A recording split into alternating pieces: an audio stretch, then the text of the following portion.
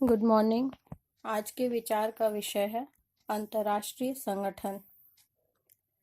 राजनीति विज्ञान में अंतर्राष्ट्रीय संगठन का अध्ययन एक नया विषय है। इसका विकास मुख्यतः 20वीं शताब्दी में हुआ था। ये संगठन वर्तमान समाज की आवश्यकता बन गए हैं।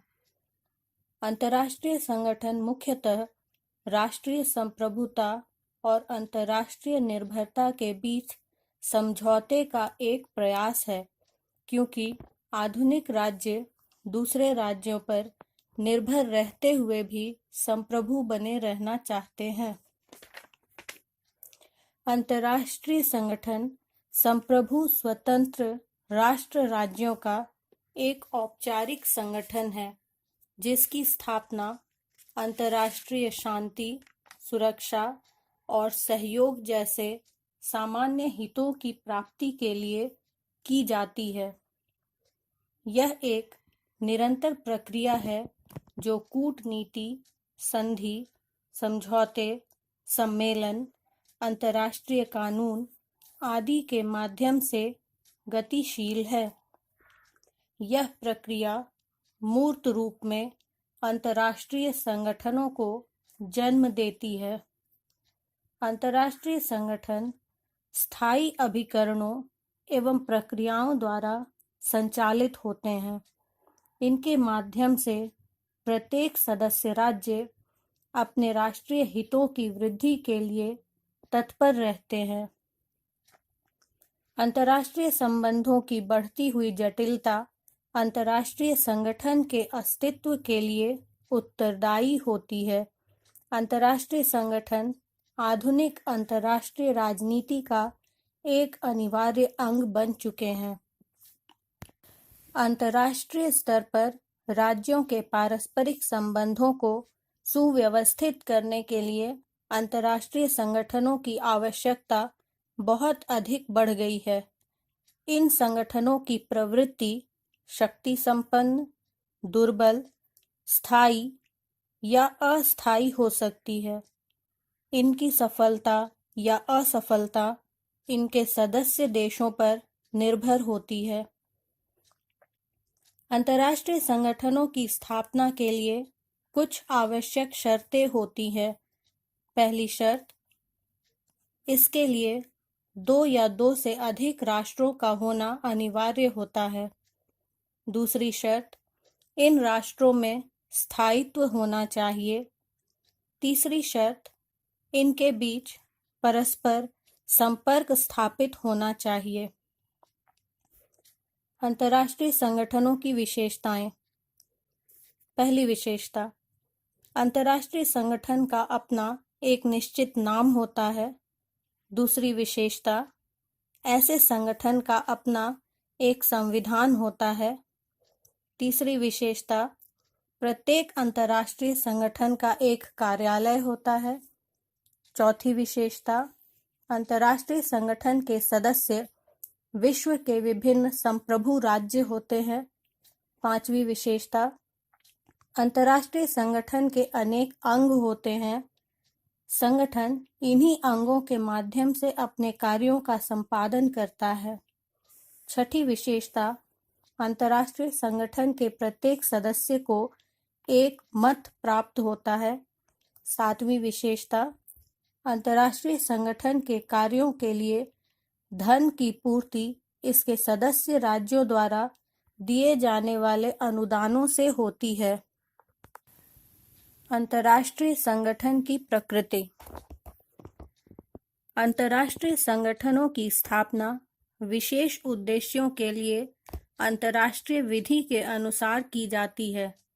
इसका तात्पर्य यह है कि अंतर्राष्ट्रीय संगठनों के क्रियाकलाप सामान्यतः अंतर्राष्ट्रीय विधि के अंतर्गत ही सीमित होते हैं।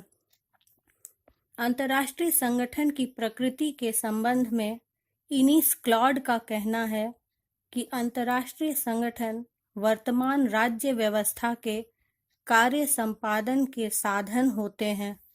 इन संगठनों की स्थापना ही बहुराज्यीय व्यवस्था के संदर्भ में होती है और इनका लक्ष्य अंतर्राज्यीय संबंधों का संचालन करना होता है। ये संगठन राज्यों को ऐच्छिक सहयोग के लिए प्रोत्साहित करते हैं और उनकी नीतियों के बीच समन्वय स्थापित करने का प्रयास करते हैं। समकालीन वैश्विक राजनीति में अंतर्राष्ट्रीय संगठन बहुत बड़ी भूमिका निभाते हैं। वे वैश्विक सहयोग और पारस्परिक आर्थिक विकास के माध्यम से अंतर्राष्ट्रीय शांति और सुरक्षा की स्थापना करते हैं। अंतर्राष्ट्रीय संगठन की प्रकृति पर विचार करते हुए विभिन्न विचारक एक विश्व व्यवस्था विकसित करने का लक्ष्य रखते हैं। अंतर्राष्ट्रीय संगठन राष्ट्रों की संप्रभुता को नियंत्रित करते हैं और विश्व सरकार की स्थापना के लिए आवश्यक वातावरण पैदा करने में योगदान देते हैं। विचारकों का कहना है कि जिन मूल उद्देश्यों से अंतर्राष्ट्रीय संगठन का निर्माण किया गया है, उसकी पूर्ति के लिए सतत गतिशील रहने पर एक विश्व समुदाय का निर्माण हो सकता है और विश्व सरकार की स्थापना की जा सकती है। विश्व सरकार की स्थापना के बाद विश्व में युद्ध होंगे ही नहीं, और यदि हुए भी तो वे महायुद्ध नहीं होंगे। अंतर्राष्ट्रीय संगठन का क्षेत्र के संदर्भ में अंतर्राष्ट्रीय संगठन एक राज्य प्रणाली के अंदर विभिन्न प्रकार के उपयोगी कार्य करते हैं। इनके क्षेत्र को निम्न बिंदुओं में विभाजित कर उनका अध्ययन किया जा सकता है। पहला, अंतर्राष्ट्रीय संगठन स्वतंत्र संप्रभु राज्यों का संगठन होता है। इन संगठनों में सभी सदस्यों को बिना उनकी जनसंख्या, आकार, शक्ति और संपन्नता को ध्यान में रखे हुए उन्हें समान माना जाता है। उन्हें यथासंभव समान दर्जा प्रदान करना अंतर्राष्ट्रीय संगठन का प्रमुख कार्य है। उनका दूसरा प्रमुख कार्य राज्यों के बीच सहयोग के साधन प्रदान करना होता है, जिससे कि बड़ी संख्या में राष्ट्रों को लाभ प्राप्त हो सके। अंतर्राष्ट्रीय संगठन का विचार राज्यों के बीच स्थापित सहकारी व्यवस्था को दर्शाता है। तीसरा, अंतर्राष्ट्रीय संगठन निर्णयों को कार्यवाही में अनुवादित करने के लिए प्रशासनिक उपकरण के रूप में कार्य करते हैं। इनके निर्णय सदस्य राष्ट्रों द्वारा अपनी इच्छा से स्वीकार किए जाते हैं। चौथा, राष्ट्रों के बीच अंतर संबंधों को बढ़ावा देना अंतर्राष्ट्रीय संगठनों का मुख्य लक्ष्य होता है। इसमें समझौते द्वारा कर्मचारियों और आवधिक बैठकों के माध्यम से अंतर्राष्ट्रीय संबंधों का संचालन किया जाता है। अंतर्राष्ट्रीय संगठनों के क्षेत्राधिकार में कूटनीति, संधि, समझौते, सम्मेलन, संगठन के अंगों का स्वरूप, निशस्त्रीकरण, चुनौतियां, उपचार के सुझाव आदि सम्मिलित हैं। अंतर्राष्ट्रीय संगठन अंतर्राष्ट्रीय विधि के माध्यम से आर्थिक क्रियाकलापों का संचालन करती हैं, अंतर्राष्ट्रीय संघर्ष को प्रतिबंधित करती हैं और विश्व शांति का आधार तैयार करती हैं।